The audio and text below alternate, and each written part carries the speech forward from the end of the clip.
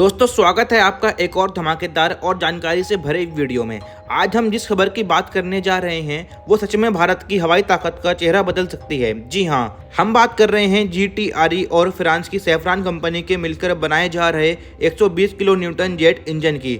कहा जा रहा है कि यह इंजन भारत के लिए ऐसा हथियार साबित होगा जो हमारे फाइटर जेट्स को आसमान में बादशाह बना देगा।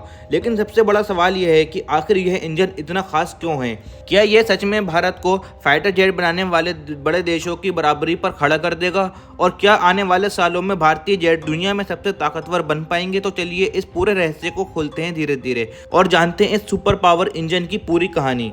दोस्तों, इंजन किसी भी फाइटर जेट की जान होती है। बिना दमदार इंजन के जेट उड़ तो सकता है, लेकिन उसमें वो स्पीड, वो ताकत और वो फुर्ती नहीं होती जो युद्ध में जीत दिला सके। इसलिए हर देश चाहता है कि उसके पास अपना बनाया हुआ भरोसेमंद और पावरफुल इंजन हो।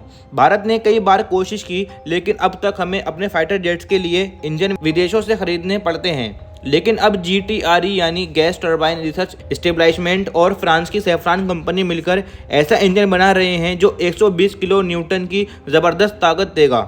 120 किलो न्यूटन का मतलब क्या है? तो आप इसको बहुत आसान भाषा में समझिए। यह यूनिट बताती है कि इंजन कितना ज़ोरदार थ्रस्ट पैदा कर सकता है।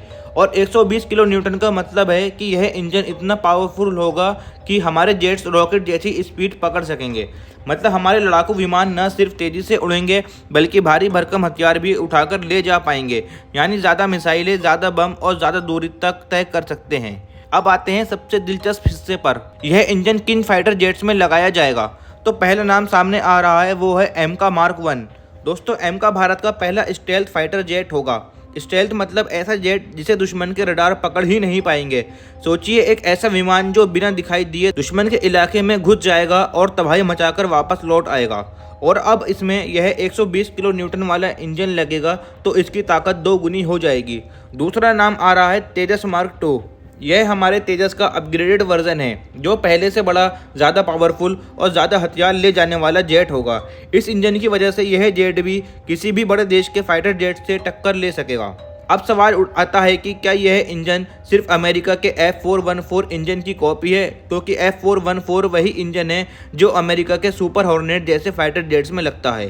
तो दोस्तों, F414 दुनिया के सबसे भरोसेमंद इंजनों में से एक है, लेकिन भारत का यह नया इंजन उसकी बराबरी करने के लिए तैयार है। अब यहाँ आता है कहानी का असली ट्विस्ट। यह इंजन पूरी तरीके से देसी नहीं है। भारत की GTRE इस इंजन को फ्रांस की सैफरान कंपनी के साथ मिलकर बना रही है। सैफरान वही कंपनी है जिसने राफेल जेट्स के लिए M88 इंजन बनाया है। तो सोचिए, फ्रांस का अनुभव और भारत का दिमाग दोनों मिलकर अगर काम करें तो इसका नतीजा क्या शानदार होगा। यह पार्टनरशिप भारत के लिए काफ़ी अहम है क्योंकि इससे हमें दुनिया की लेटेस्ट टेक्नोलॉजी भी सीखने को मिलेगी। लेकिन दोस्तों, इतना आसान भी नहीं है ये सब करना। इतना पावरफुल इंजन बनाने में कई बड़ी चुनौतियां सामने आएंगी। सबसे पहली है मटेरियल। ऐसा मटेरियल की ज़रूरत होगी जो बहुत ज़्यादा गर्मी और प्रेशर झेल सके, और यह बनाना आसान नहीं है। दूसरी चुनौती होगी इसकी टेस्टिंग। एक जेट इंजन को ज़मीन पर टेस्ट किया जाता है, फिर हवा में और फिर असली जेट में।